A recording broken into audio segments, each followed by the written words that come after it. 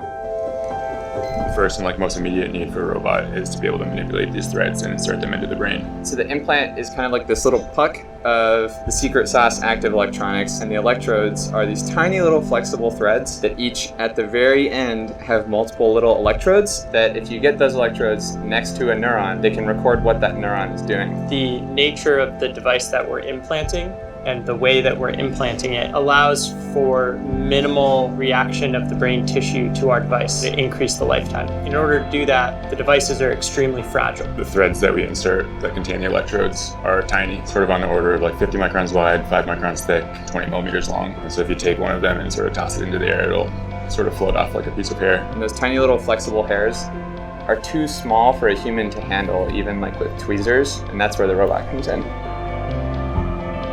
Computer vision and software, essentially high reliability software, is really important. We've gone from not really being able to track the moving brain, which is critical for humans because the human brain moves a lot, to having this OCT-based system that essentially gives us this 21 hertz real-time view of a 3D volume of the brain that we're looking at. What you're trying to do is very fine computer vision tasks and movement tasks to grab these threads. It's an extremely hard engineering problem. I would say the next big goal for the robot would be to make it so that there's minimal neurosurgeon interface, that a neurosurgeon can walk in and talk to the patient, make them feel comfortable about the procedure, walk them through exactly what's going to happen, and then essentially click go. And the robot will be able to figure out exactly what the specific topography of the patient will be, target the areas, and take the surgery from the patient coming in and sitting down to them walking out of the door that same day. If we make this so automated and safe and fast that anyone can get it, even the idea of really fast keyboard and mouse for myself that I don't need to use my hands for is super alluring. I'm excited for the robot to help a human patient restore someone's motor function that they lost. That would be super cool.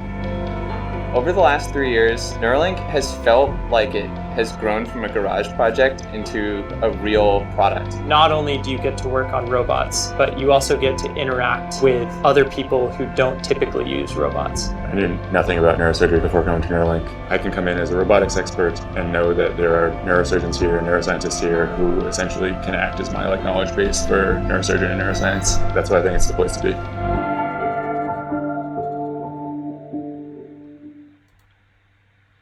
All right, Shalom. I want to give all the praise, honor, and glory to Yahweh Bahasham, Yahweh Shai Bahasham Rakak Kodash. Double honors to the apostles and elders, a great millstone who taught me this truth. Shalom to the hopeful elect. I'm back with another quick lesson through the Holy Spirit, the Rakak Kodash. Pray that this lesson is edifying. All right, and the so-called New Year is already off to a good start. All right, Klaus Schwab says people's brains will be microchipped by 2026, all right? And here we go. All right, he said it back then, and here we are now. All right, this came out today, January 1st, 2026. This is from the Business Insider. It says, Elon Musk plans high volume production of Neuralink brain chips and says he wants to automate the surgical procedure, as we saw in the video here, right? They want to have they can record what Salakia. They want to have these robots. All right, these neuroscientists want to have these robots to put the implant in your brain. That's basically what this video is about, And Elon has these machines ready to move forward to implanting more people with the chip. Okay, so prophecy is super heavy, man. Okay, again, Elon Musk plans high volume production. And why do they need high volume production? Because this devil knows that he has a short time. All right, we've been telling you for the longest that they have to hurry up and push the chip. Okay, time is running out. They have to usher in this new technocracy. Okay, Isaiah 42:9. Behold, the former things are come to pass, and new things do I declare. Before they spring forth, I tell you of them, right? So before it all comes to pass, you're being told about it. Okay, prophecy remains undefeated, right? Let's read on here. So these points here, this says Elon Musk is planning to ramp up production of his Neuralink brain chips in 2026, all right? We told you this was going to be a heavy year, right? Going back to what we went through last night. Okay, you know, again, this is the transition. This is the world to come. All right, again, AI, global surveillance, digital IDs, the brain chip implants. Okay, martial law. All right, a full-blown technocracy. All right. It says Neuralink develops brain chip implants designed to help people with paralysis and neurological disorders. All right, that's those miracles and lying wonders that are being pumped right now. It says Musk said that the procedure to implant the devices will be, quote, almost entirely automated in a post on X. Yeah, so when people get that the MOTB, right, it's going to be done through this. Okay, this is why they created these machines. This is what's going to be doing the work. Okay, the Neuralink robot. All right.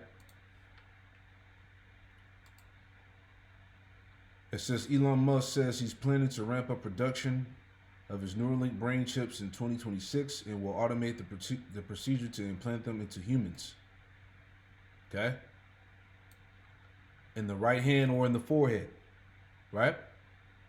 Neuralink, quote, will start high volume production of brain computer interface devices this year, said Musk in a Tuesday X post. The startup co-founded by Musk in 2016 is developing technology that enables people to control computers using an implanted microchip. Its initial focus is on helping patients with severe neurological conditions such as Parkinson's and Alzheimer's, paralysis, or sight impairment to communicate and regain independence. But Musk has also said that Neuralink chips could be used to meld human consciousness with artificial intelligence. All right, we've been telling you that for the longest. Okay, the end goal was to merge man with machine. As we told you, all right, this is where we at. All right, step one, the gender revolution. All right, a few years ago, remember, they was bombarding children to take puberty blockers. You know, you can change your gender. You can be whatever the hell you want to be. All right. Remember all that madness when Biden was in office, right? That was the first step. Now where we at now? Under Trump, step two, the next human, taking evolution into our hands. See that? So this was the end goal. Meld human consciousness with artificial intelligence right here. All right. So, hey, it's heavy, man. Any more we can take from this article? Just getting straight to the point. It says Musk also said in Thursday's X post that the medical process to implant the chips will, quote, move to a streamlined, almost entirely automated surgical procedure in 2026. It says device threads will go through the dura, the tough outer membrane that protects the brain and spinal cord, without the need to remove it, Musk said. That is a big deal, he added. The Neuralink chip is about the size of a coin. From the chip, an array of thin threads, each roughly 20 times thinner than a human hair, fan out into the patient's brain. Inserting the device has previously required a human surgeon to remove a portion of the individual skull before a robotic arm takes over to insert the chip. All right, the video we just played. All right, so yeah, that's it, man. Okay, this got to be the year where they roll it out. High volume production, man. All right, all you Israelite camps that's been speaking against this, you in major trouble, man. Okay, real quick. Psalm 140 in verse 7. O power, Yahweh Shem Yahushua, the Lord, the strength of my salvation, thou hast covered my head in the day of battle. All right, the battle is coming. All right, who you going to stand with when they implement this thing, when it becomes law? All right, for those that doubt and don't believe. All right. Grant now, O Lord, Yahweh Shem Yahushua, the desires of the wicked. Further not his wicked device, lest they exalt themselves. Salah, and that's what it's all about. All right, this wicked device is the chip, and they're going to be able to exalt themselves by being God over you, man. See, this is the point that we've been making, right?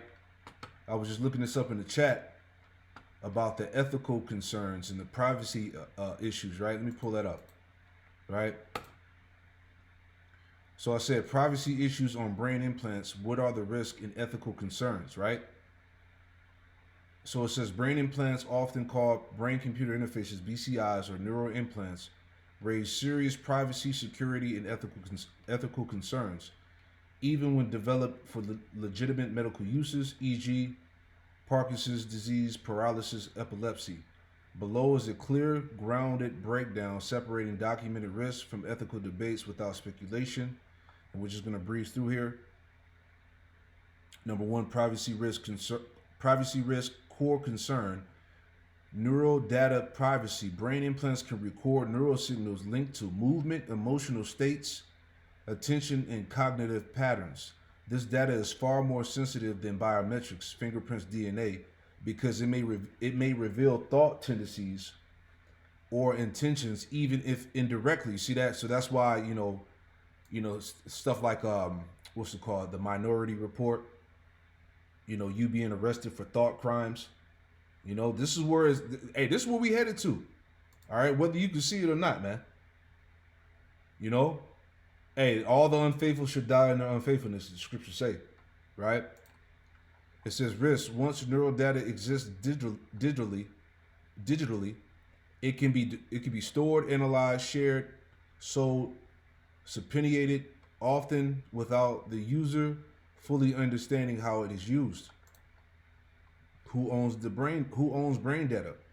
Unresolved legal question. The patient, the device manufacturer, hospitals, insurance companies. Ethical problem.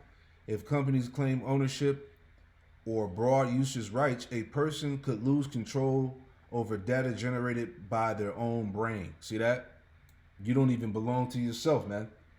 All right. Again, this man is going to play. He's going to be God over you. All right. Once he has this this biometric data, this brain interface data from your brain. Number two, surveillance and misuse concerns. A function creep. A device approved for medical treatment could later be updated via software, repurposed for monitoring, integrated with external systems. Historical precedent. It says many technologies, phones, social media, DNA databases expanded far beyond their original purpose, right? Because as we brought this out before, that those chips can be hacked.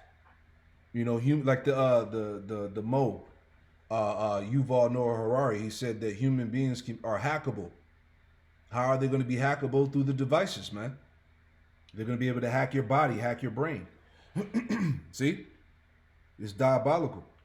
Government or corporate access concerns include law enforcement access to neural data, intelligence or military interests, employer or insurer pressure, ethical danger using brain data for risk profiling, behavior prediction, compliance monitoring. Yeah, tying that back into the social credit scores. They're gonna know everything you thinking, all of that, man. How you moving. Cybersecurity risk, hacking, right? Any wireless or software-driven implant introduces risk of unauthorized access, data interception, signal interference. Worst case scenarios acknowledged by researchers, altering stimulation signals, right? So they can control your fucking mood and emotions, man. Okay? How you feel. Disrupting motor control. Yeah, you could be driving and they cause you to crash. Have you collapse. Affecting mood or cognition. Total control over your brain. Even if unlikely, the impact would be severe. See? Right? A little bit more. Software updates and remote control. Implants often require firmware updates, remote calibration. All right, you're going to have to continue to keep getting them. Ethical issues, who controls updates, and can a user refuse them without losing medical support? Yeah, and that's what we're coming into. right? You don't take the the device, all right, you're gonna be cast out. Revelation 13 and verse 15, right? Revelation 13:15, and he had power to give life unto the image of the beast, that the image of the beast should both speak and cause that as many that would not worship the image of the beast should be killed, right? So again, those that don't want to comply, those that don't want to, be a part of the new digital age, the new technocracy that they're ushering in, all right, you're going to be cast out. Okay? It says, and causes all, both small and great, rich and poor, free and bond, to receive a mark in their right hand or in their forehead. See that? That's what it's all about, as we saw in the video. All right? They want to do this by automation. Okay? Having this machine, this robot, put the chip in you, man. Okay? And that no man might buy or sell, save he that had the mark or the number of, save he that had the mark or the name of the beast or the number of his name. All right?